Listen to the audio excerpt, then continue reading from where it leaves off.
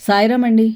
శ్రీ శివసాయి సేవాపీఠం వారి ఆధ్వర్యంలో చేస్తున్న అన్నదాన కార్యక్రమాల గురించి మీకు వీడియోలు చేస్తూ ప్రతి వారం ఏదైనా ఒక విషయం గురించి మాట్లాడుకుంటున్నాం.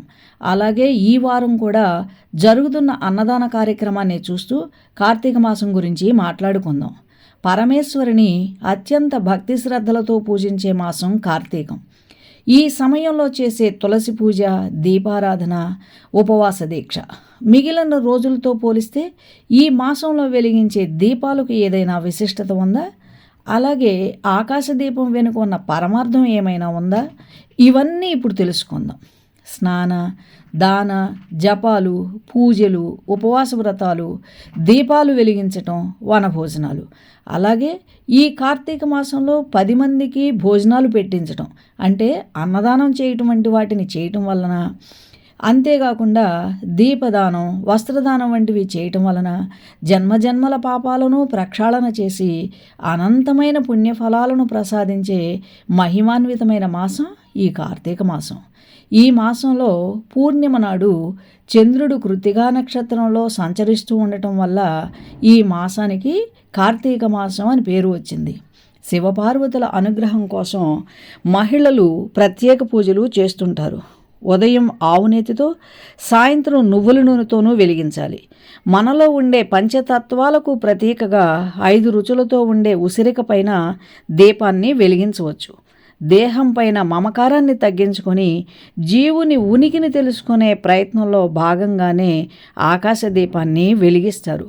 దేశం నలుమూలలా ఉన్న వివిధ ఆలయాలలో రుద్రాభిషేకాలు, రుద్ర పూజలు, 1,00,000 బిల్వ దళాలతో పూజలు, దీపోత్సవాలు ఎంతో విశేషంగా జరుపుతూ ఉంటారు.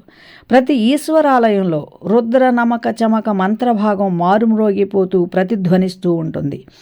నెలంతా సాధ్యపడని భక్తులు కొన్ని ప్రత్యేక తిథులలో పవిత్ర పుణ్యనదీ స్నానాన్ని ఆచరించి ఉపవాస దీక్ష చేస్తూ మహన్యాసపూర్వక మహారుద్రాభిషేకాలు, 1,00,000 బిల్వార్చనలు, లలితా విష్ణు సహస్రనామ పారాయణాలు చేయటం వలన ప్రతినిత్యం ఉభయ సంధ్యలలో దీపారాధన చేసేవారికి విశేష పుణ్యఫలం లభిస్తుంది. ఇందులో అత్యంత మహిమాన్వితమైన కాలం ప్రదోషకాలం. ఈ ప్రదోషకాలాన్ని 4 విధాలుగా వివరిస్తూ ఉంటారు. నిత్య ప్రదోషం, పక్ష ప్రదోషం, మాస ప్రదోషం, మహాప్రదోషం అని చెబుతారు. ప్రదోషకాలంలో పరమేశ్వరుడు ఏకకాలంలో 2 రూపాలను ప్రదర్శిస్తూ ఎడమ భాగాన పార్వతి, రెండవ భాగంలో పరమేశ్వర రూపంగా అర్ధనారీశ్వరుడిగా దర్శనమిచ్చే కాలం ఈ ప్రదోషకాలం. ఈ ప్రదోష సమయంలో ఆ తల్లి అధ్యక్షురాలుగా అధిరోహించి ఉండగా పరమేశ్వరుడు పరవశించి తాండవం చేస్తూ ఉంటాడట. ఆ నృత్యాన్ని దర్శించడానికి దేవతలందరూ అక్కడ కొలువు తీరి ఉంటారట.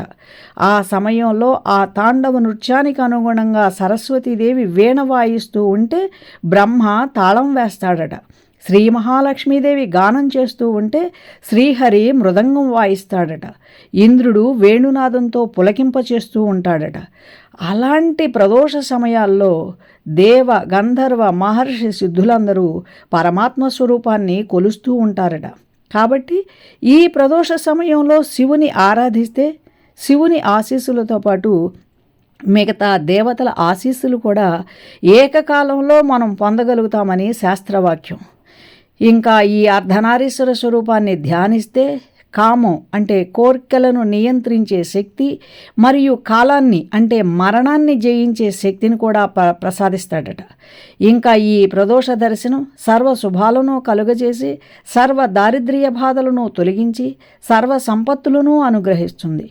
ఈ కార్తీక మాసంలో అత్యంత విశేషమైనది ఉత్తాన ఏకాదశి.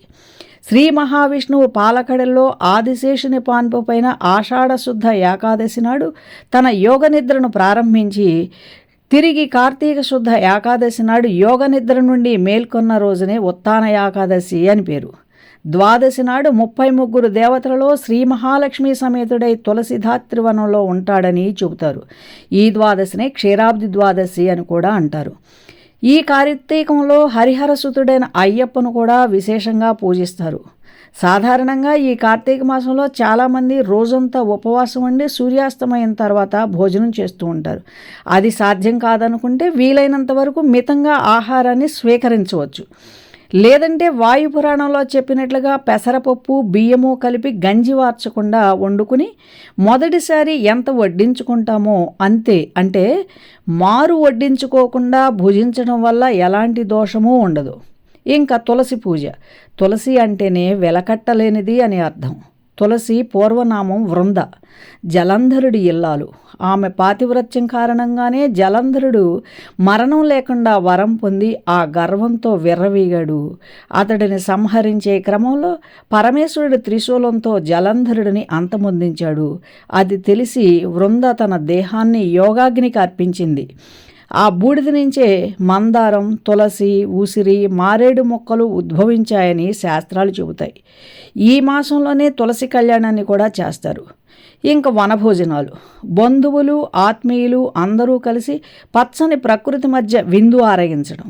అదే సమయంలో సంతోషంగా దైవ సంబంధిత కథలు వింటూ సత్కాలక్షేపం చేయడం. పూర్ణఫలంగా పిలిచే ఉసిరి చెట్టు కింద కూర్చుని భోజనం చేస్తే దోషగుణాలు తొలగిపోతాయి. అందుకే కార్తీక మాసంలో స్నానం, దీపం, దానంతో పాటు వనభోజనం ప్రధానమే కాబట్టి దీనికి అంత ప్రాధాన్యం ఇస్తారు. ఇన్ని విశేషాలు కలిగిన ఈ కార్తీక మాసంలో పరమేశ్వరుని అర్చించి ఆయన అనుగ్రహానికి పాత్రులు అవుదాం. జై సాయిరాం.